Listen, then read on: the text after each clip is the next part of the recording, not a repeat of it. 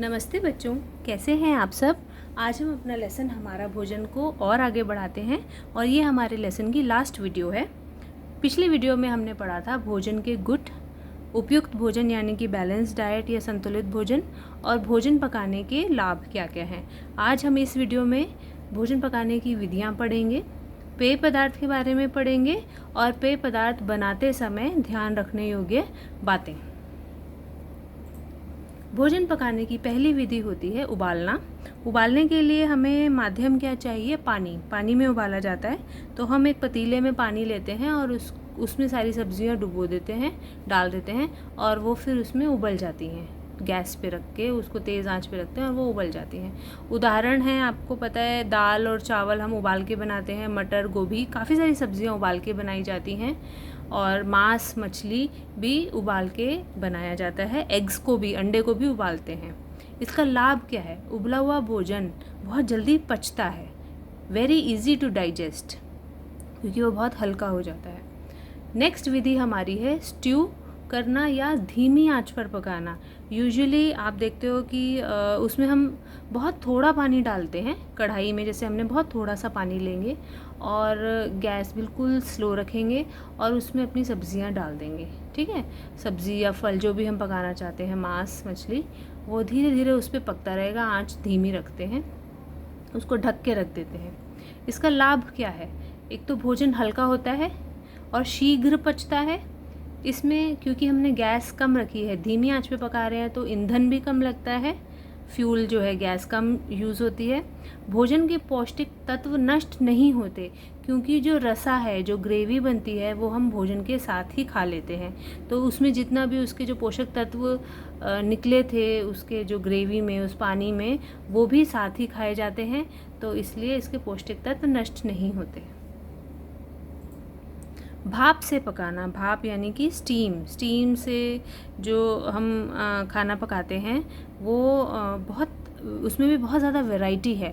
अब इसके लिए माध्यम क्या है? भाप से बनाया जाता है खाना। ये दो तरह का होता है, दो तरह की विधि है इसमें, अप्रत्यक्ष संपर्क द्वारा और प्रत्यक्ष संपर्क द्वारा। अप्रत्यक्ष संपर्क विधि में हम क्या करते हैं, एक बड़ा बर्तन लेते हैं, उसमें हम पानी ले लेते हैं और उसी के अंदर हम छोटा बर्तन रखते हैं जिसके अंदर हमारा भोज्य पदार्थ है, भोजन का जो पदार्थ है, जो भी हम उबालना चाहते हैं, और फिर हम उसको कवर कर लेते हैं। तो होता क्या है, जो बड़ा बर्तन था जिसमें पानी था, उससे जो भाप बनती है, उससे वो खाना बन जाता है जो कि हमने छोटे बर्तन में रखा हुआ है। प्रत्यक्ष संपर्क द्वारा में, जिसमें अप्रत्यक्ष में आप देखोगे इडली हम इससे बनाते हैं, ढोकला हम इससे बनाते हैं। इडली हम कैसे बनाते हैं? इडली के सांचे में रखते हैं और उस सांचे को हम कुकर में रख लेते हैं। कुकर में थोड़ा सा पानी लेते हैं और उसके अंदर वो इडली का जो मोल्ड है वो रख लेते हैं, या अगर हम ढोकला बना रहे हैं वो रखते हैं, और उसके बाद हम कुकर को बंद कर देते हैं बिना सीटी के। तो जो भाप बनती जाती है, जैसे जैसे वो भाप ऊपर उठती है, हमारी इडलियाँ जो हैं वो फूल जाती हैं, सॉफ्ट हो जाती हैं और पक जाती हैं। तो ये अप्रत्यक्ष संपर्क द्वारा बनती है। प्रत्यक्ष संपर्क में क्या होता है, जैसे आपने बर्तन में पानी ले लिया और उसके ऊपर हम एक कपड़ा बांधते हैं, मलमल का, सॉफ्ट कॉटन का कपड़ा, उसके अंदर हम अपनी सब्जियां रख देते हैं और उसको फिर ढक देते हैं। तो नीचे से जो भाप बनती है पानी से, वो उस कपड़े से होते हुए उन सब्जियों को सॉफ्ट कर देती है, स्टीम कर देती है। ऐसे ये हमारा प्रत्यक्ष संपर्क है। तो उसमें भी हम बहुत सारी चीज़ें बना सकते हैं। सब्जियां ज़्यादातर हम ऐसे ही बनाते हैं, भाप से। इसके लाभ क्या हैं? वो भोजन आसानी से पच जाता है, भोजन के तत्व नष्ट नहीं होते, भोजन की रचना और रूप में कोई परिवर्तन नहीं आता, क्योंकि जो सब्जियां हैं वो हमने नहीं हिलाई हैं, इसलिए वो वैसी की वैसी उनकी शेप और कलर रहता है। ईंधन कम लगता है, श्रम और समय की बचत होती है। यूजुअली हम ऐसी चीज़ें कुकर में 2 या 3 एक साथ बना सकते हैं। ठीक है, इवन स्टीम्ड कस्टर्ड भी ऐसे ही बनता है। भूनना को हम रोस्टिंग कहते हैं। इसके लिए माध्यम 2 होते हैं बेटा। पहला माध्यम है आग पर बिना पानी या चिकनाई के पकाना। डायरेक्टली हम आग पे रख देते हैं, दहकती आग पर हम, या हल्की आंच पर हम उस बर्तन उसको दहकती आग पर हम उसको रखते हैं अपने फूड प्रोडक्ट को। जैसे भुट्टा है, इसका एग्जांपल होता है बैंगन। आप बैंगन का भरता खाते हो आप, तो बैंगन मम्मी क्या करती है, गैस के ऊपर रखती है ना डायरेक्टली पकाने के लिए, है ना, भूनती हैं उसको। ऐसे ही भुट्टे को आप देखते हो रोड साइड अंगारों पे रखा होता है डायरेक्टली, और वो उसके ऊपर भून रहा होता है। सीख कबाब भी ऐसे बनते हैं, आलू और शकरकंदी को भी ऐसे ही भूना जाता है। दूसरा माध्यम होता है किसी भी बर्तन में गर्म रेत या नमक डाली जाती है, मतलब बर्तन में नमक डालकर या गर्म रेत डालकर उसको खूब गर्म करा जाता है, और उसके अंदर मूंगफली या मक्के के दाने, जब वो पॉपकॉर्न आपने देखा होगा बन जाते हैं, पॉपकॉर्न नहीं, मक्का ही डालते हैं और चना डालते हैं, उसको ऐसे भूना जाता है और फिर रेत अलग कर दी जाती है और उसको पैक कर दिया जाता है। इसका लाभ क्या है, भुना हुआ भोजन हल्का होता है क्योंकि उसमें कोई घी तेल का ज़्यादा इस्तेमाल कुछ नहीं हुआ है, और आसानी से पच जाता है और खाने में स्वादिष्ट होता है। तलने की विधि से भी ज़्यादातर आपको पता है बहुत सारी चीज़ें बनती हैं, बहुत फेवरेट फूड्स आपके तलने से बनते हैं। इसके दो माध्यम होते हैं बेटे, दो विधियां हैं इसमें। तेल इसका माध्यम है बेसिकली, और दो विधि जो है, उथली विधि मतलब शैलो फ्राइंग, जिसमें हम पराठा, कटलेट और टिक्की, आपने देखा है पराठा कैसे बनाते हैं, जब आप तवे के ऊपर पराठा डालते हैं तो थोड़ा थोड़ा ऑयल करके आप उसको सेकते हैं। इवन कटलेट और टिक्की भी ऐसे ही बनती है, ठीक है। और दूसरी विधि है गहरी विधि, जिसमें हम तेल इतना लेते हैं कि हमारा जो फूड प्रोडक्ट है वो पूरी तरह से उसके अंदर चला जाए।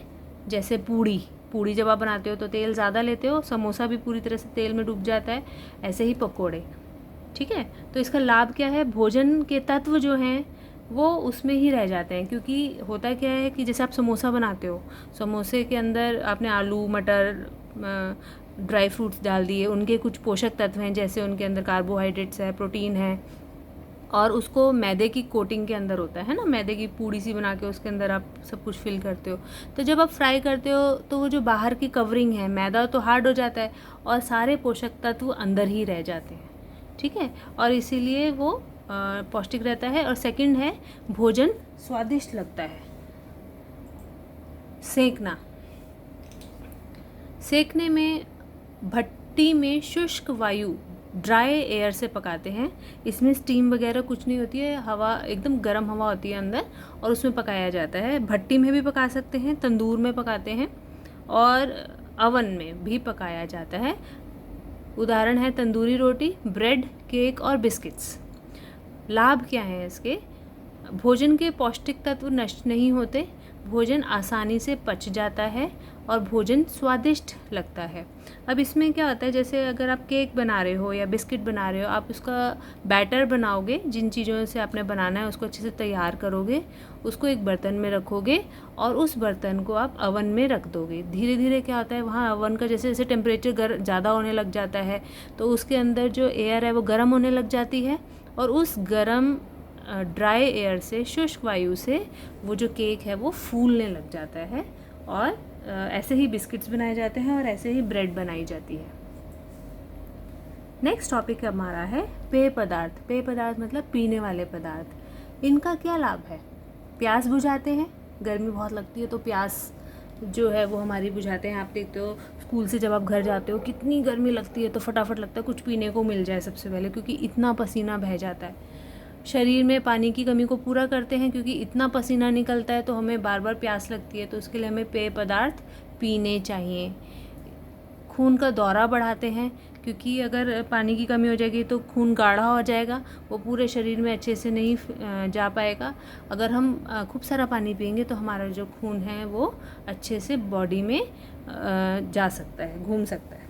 शरीर की गंदगी को बाहर निकालते हैं मलमूत्र के रूप में और पसीने के रूप में, और कमज़ोरी को भी दूर करते हैं। जब हम वीक फील करते हैं तो भी हम रूह अफ़ज़ा, नींबू पानी, ये सब चीज़ें पीते हैं तो हमें एकदम से ऐसा लगता है कि हमारे अंदर एनर्जी आ गई। कभी कभी आप देखते हो मम्मी कपड़े धोती है, काम करती है और उसके बाद कहती है चल मेरे लिए एक कप चाय बना दे, वो क्योंकि एक कप जो चाय है उससे वो कमज़ोरी दूर होती है। पेय पदार्थ कमज़ोरी को दूर करने में हेल्प करते हैं। पेय पदार्थ दो तरह के होते हैं, गर्म पेय पदार्थ जैसे चाय, गर्म दूध, कॉफ़ी, सूप, हॉट कोको, ये सब गर्म पेय पदार्थ हैं। ठंडे पेय पदार्थ होते हैं जो हम गर्मियों में पीते हैं, गर्म पेय पदार्थ हम सर्दियों में पीते हैं। ठंडे पदार्थ में आते हैं शिकंजी, जलजीरा, लस्सी, ठंडाई, शेक्स जैसे मैंगो शेक, बनाना शेक, फलों और सब्जियों के रस, शरबत और वायुयुक्त पदार्थ जैसे लिम्का, वो भी तो ठंडा पेय पदार्थ है, या फैंटा हो गई, स्प्राइट हो गया, वो सब वायुयुक्त हैं क्योंकि उसके अंदर से आप देखते हो काफ़ी गैस निकलती है। पेय पदार्थ बनाते समय कुछ बातों का ध्यान रखना चाहिए। सबसे पहले स्वच्छता का ध्यान रखना बहुत ज़रूरी है। बर्तन साफ़ होना चाहिए, हाथ साफ़ होने चाहिए। वो सब्जियां और फल या जिन चीज़ों से आप बना रहे हो पेय पदार्थ, वो बिल्कुल साफ़ होने चाहिए। सेकंड है, पेय पदार्थों को एकदम पी लेना चाहिए ताकि उनका स्वाद, खुशबू और ताज़ापन बनी रहे। जैसे जब नींबू पानी बनाते हैं तो उसमें नींबू की स्मेल बहुत अच्छी आती है, बहुत अच्छी खुशबू आती है, तो उसको बनाते के साथ ही पी लेना चाहिए। और फ्रूट जूसेस बना के कभी भी नहीं रखने चाहिए क्योंकि उसमें फिर रोगाणु आ जाते हैं जो हमें बीमार कर सकते हैं। फ्रूट जूसेस जैसे ही बनाते हो वैसे ही पी लेनी चाहिए। इवन चाय भी आप देखते हो, अगर थोड़ी देर भी रखी रह जाती है तो उसका टेस्ट ख़राब हो जाता है। तो इसीलिए पेय पदार्थ जैसे ही बनाते हैं वैसे ही पी लेना चाहिए। गर्म पेय पदार्थ को गर्म और ठंडे पेय पदार्थ को ठंडा ही पीना चाहिए। ठंडे पेय पदार्थ को गर्म कर दिया तो उसका कोई लाभ नहीं होगा। गर्म पेय पदार्थ पड़ा हुआ है तो उसका भी कोई फ़ायदा नहीं होगा, ना टेस्ट आएगा, ना खुशबू आएगी और ना ही हमें वो अच्छा लगेगा। जैसे ही आप बनाते हो उसको वैसे ही सर्व कर देना चाहिए। बहुत अधिक पतला या अधिक पानी या बर्फ़ नहीं डालना चाहिए क्योंकि स्वाद बिगड़ जाता है। आप देखते हो जैसे कई बारी गन्ने का जूस पीते हैं या मैंगो शेक पीते हैं, उसमें खूब सारा पानी, वो बर्फ़ डली होती है, तो आप मैंगो शेक पी गए और नीचे बर्फ़ इकट्ठी हो जाती है तो वो कितना मतलब सिर्फ पानी पानी जैसे ही टेस्ट आता है ना।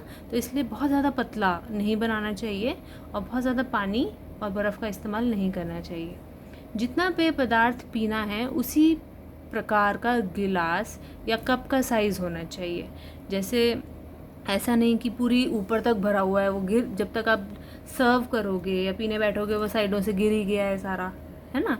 या ऐसा भी नहीं कि ग्लास तो आपने बहुत बड़ा ले लिया लेकिन वो आधे से भी कम भरा हुआ है कोल्ड ड्रिंक से या जो भी आप फ्रूट जूस पी रहे हो, ठीक है। तो जो भी आप पीते हो उसके अकॉर्डिंग ही गिलास या कप का साइज़ होना चाहिए। तो बेटा ये हमारी आज इस लेसन की लास्ट वीडियो थी और आप इस वीडियो को बार बार देखें ताकि आपको ये अच्छे से समझ में आ जाए। Thank you.